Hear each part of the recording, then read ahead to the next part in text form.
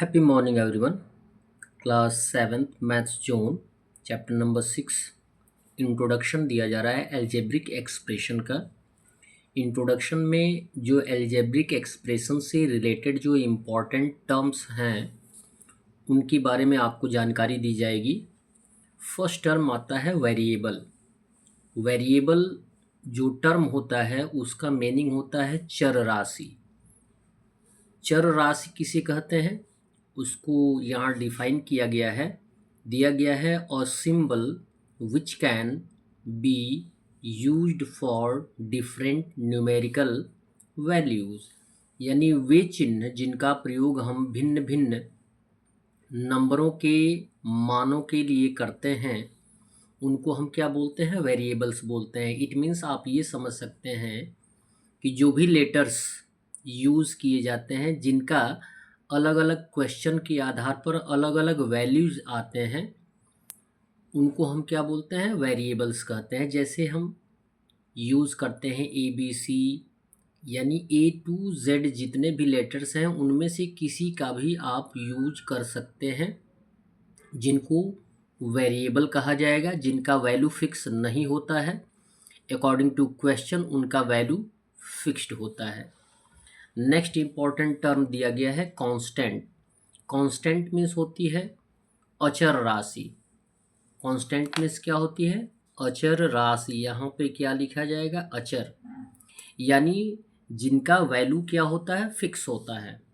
A quantity having a fixed numerical value, यानी वह परिणाम जिसका वैल्यू फिक्स होता है।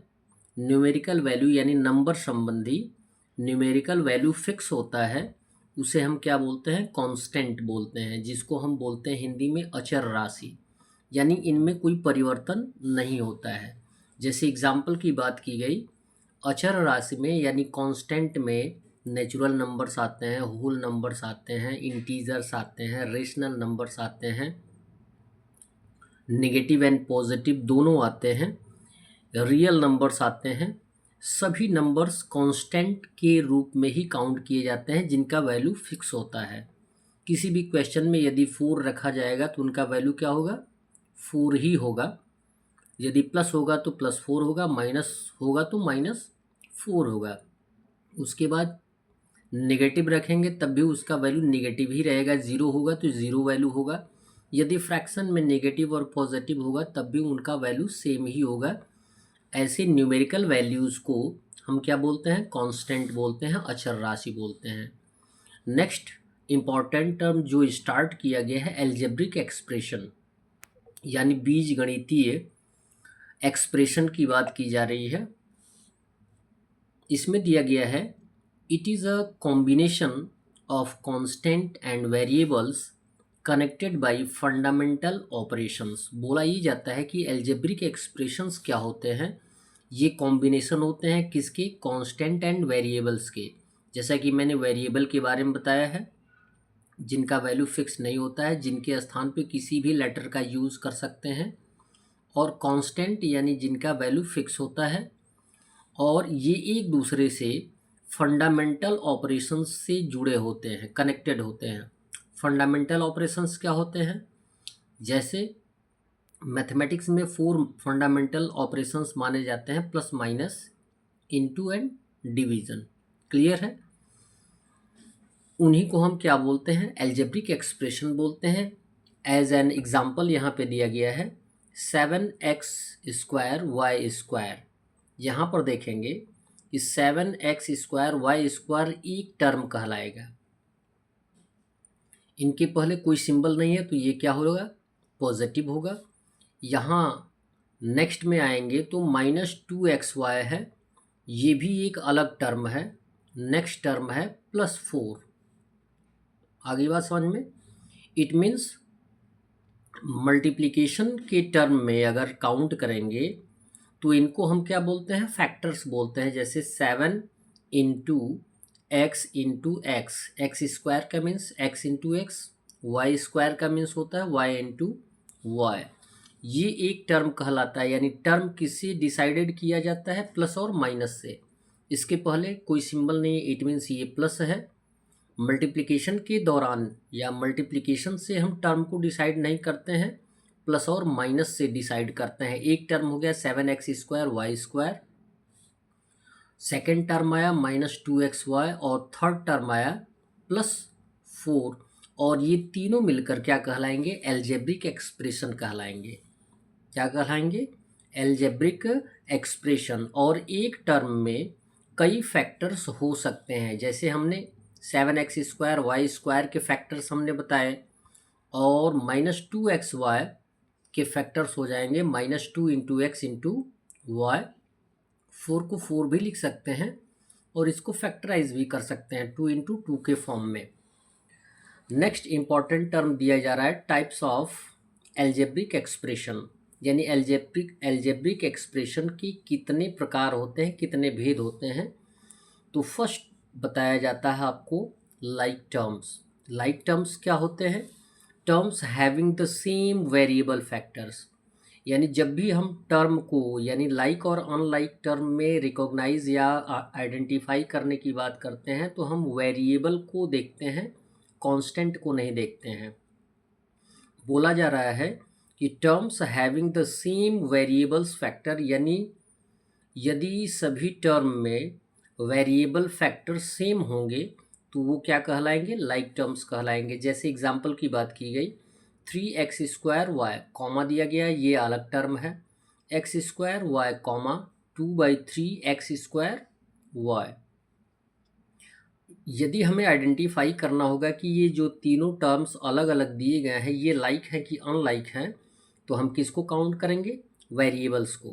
कांस्टेंट को काउंट नहीं करते हैं। यहाँ पे कांस्टेंट 3 है, यहाँ पे कांस्टेंट 1 है, और यहाँ पे कांस्टेंट 2/3 है।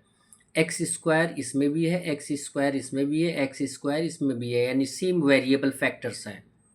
यहाँ पर y सब में y दिया गया है, यानी सब में सेम वेरिएबल फैक्टर्स हैं, इसलिए इनको हम क्या बोलेंगे? लाइक टर्म्स बोलेंगे।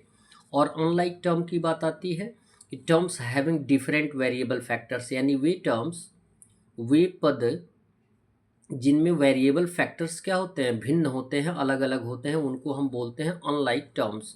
जैसे एग्जाम्पल के रूप में दिया गया 3x² y², xy², 2/3xy z²। यहाँ पे x² तो है लेकिन यहाँ पे केवल x है, यानी पावर 2 है, इसमें पावर 1 है, इसमें पावर 1 है। y² है लेकिन यहाँ पे पावर 1 है y। और इसमें देखेंगे कि सब में मान लीजिए xy दोनों में है लेकिन z नहीं है, और इसमें z भी दिया गया है, इसलिए जितने भी टर्म्स होंगे वो क्या कहलाएंगे? अनलाइक टर्म्स कहलाएंगे। नेक्स्ट इंपॉर्टेंट टर्म आपको दिया जा रहा है टाइप्स ऑफ फ्रैक्शंस में, टाइप्स ऑफ एल्जेब्रिक एक्सप्रेशन में बोला जाता है मोनोमियल। मोनोमियल मीन्स होता है हैविंग ओनली वन टर्म, यानी वह एल्जेब्रिक एक्सप्रेशन जिसमें केवल एक टर्म होता है उसको हम बोलते हैं मोनोमियल। हिंदी में बोलते हैं एक पदीय। एक पद वाला जो एल्जेब्रिक एक्सप्रेशन होता है उसे हम क्या बोलते हैं? मोनोमियल बोलते हैं। जैसे 7x², ये सिंगल टर्म है, 2/4xyz ये सिंगल टर्म है, तो ये सभी अलग अलग क्या कहलाएंगे? मोनोमियल कहलाएंगे। Next type of algebraic expression होता है जिसको हम बायनोमियल के नाम से जानते हैं। An algebraic expression having 2 terms, यानी वह एल्जेब्रिक एक्सप्रेशन जिसमें 2 टर्म होते हैं उनको हम क्या बोलते हैं? बाइनोमियल्स बोलते हैं। टर्म को हम कैसे आइडेंटिफाई करते हैं? प्लस और माइनस से। जैसे एग्जाम्पल के रूप में आपको दिया गया 4x - 3y²। इसमें देखेंगे कि ये +4x है और ये -3y² है, तो ये 2 टर्म हो गए, और ये 2 टर्म एक्सप्रेशन जो है वो बाइनोमियल के रूप में काउंट होगा। x + y, यहाँ पे +x है, ये +y है, यानी 2 टर्म हो गए, ये क्या कहलाएगा? बाइनोमियल। नेक्स्ट है ट्राइनोमियल, हैविंग 3 टर्म्स, यानी वह एल्जेब्रिक एक्सप्रेशन जिसमें 3 टर्म्स होते हैं उनको हम क्या बोलते हैं? ट्राइनोमियल्स बोलते हैं। जैसे एग्जाम्पल के रूप में दिया गया है 11x² एक टर्म हो गया, +2x + 4 ये एक साथ मिलकर क्या कहलाएगा, ट्राइनोमियल कहलाएगा, क्योंकि इनके बीच में कोई कॉमा नहीं दिया गया है, ये एक साथ हैं, इसलिए ये क्या कहलाएंगे, ट्राइनोमियल कहलाएंगे। नेक्स्ट और लास्ट टर्म दिया जा रहा है पॉलिनोमियल्स। पॉलिनोमियल्स मीन्स होता है having more than one terms, यानी जिस एल्जेब्रिक एक्सप्रेशन में एक से ज़्यादा टर्म्स होते हैं उनको हम क्या बोलते हैं, पॉलिनोमियल्स बोलते हैं। जैसे एग्जांपल, एक से ज़्यादा को भी हम पॉलिनोमियल्स काउंट कर सकते हैं, बाइनोमियल या ट्राइनोमियल को छोड़कर। जैसे एग्जांपल में दिया गया 5x³ plus 8y² plus xy³ plus 7/2, ये अलग अलग टर्म है, प्लस और माइनस से इनको काउंट किया गया है, यानी एक से ज़्यादा हैं तो ये क्या कहलाएंगे, पॉलिनोमियल्स कहलाएंगे। नेक्स्ट इंपॉर्टेंट टर्म आता है डिग्री। डिग्री की बात की जाती है तो जो हाईएस्ट पावर होता है उसे हम डिग्री के रूप में काउंट करते हैं। जैसे x² प्लस इंटू x² है, तो यदि आप एक्सपोनेंशियल फॉर्म की बात करेंगे तो बेस की कंडीशन में यदि बेस इक्वल होता है, मल्टीप्लिकेशन का कंडीशन होता है, तो हम पावर को क्या कर देते हैं, ऐड कर देते हैं। बेस सेम होता है, x होगा, 2 + 2 ऐड हो जाएगा तो x का पावर कितना हो जाएगा, 4। तो यहाँ पे डिग्री क्या कहलाएगी, 4 कहलाएगी, जो हाईएस्ट पावर है। कॉफिशिएंट की बात करते हैं। कॉफिशिएंट जो फैक्टर्स होते हैं वो एक दूसरे के कॉफिशिएंट होते हैं। जैसा कि हमने फैक्टर के बारे में ऑलरेडी आपको बताया है कि फैक्टर क्या होता है। जैसे 5x की बात करिए तो इसको हम फैक्टराइज किया, यानी x जो है 5 × x के रूप में लिखा जा सकता है, x × 5 के रूप में लिखा जा सकता है। तो इसमें कोफिशिएंट की बात की जाती है, तो x का कोफिशिएंट 5 होगा और 5 का कोफिशिएंट x होगा। और इसमें दो टर्म और बताए जाते हैं कि x जो है, या कोई टर्म दे दिया गया, उसमें बोला गया कि न्यूमेरिकल कोफिशिएंट क्या है, तो न्यूमेरिकल मतलब जो नंबर से संबंधित हो तो 5 होगा। वेरिएबल टर्म कोफिशिएंट क्या होगा, तो वो होगा x। तो इसमें हम लिख सकते हैं कि coefficient of 5 is x is, अब यहाँ पे दिया गया कोफिशिएंट ऑफ 5 इज़ x, 5 का कोफिशिएंट x होगा और x का कोफिशिएंट क्या होगा, 5 होगा। That's all. वीडियो को लाइक करें और चैनल को अवश्य सब्सक्राइब करें और अपने मित्रों को भी बताने का प्रयास करें। धन्यवाद।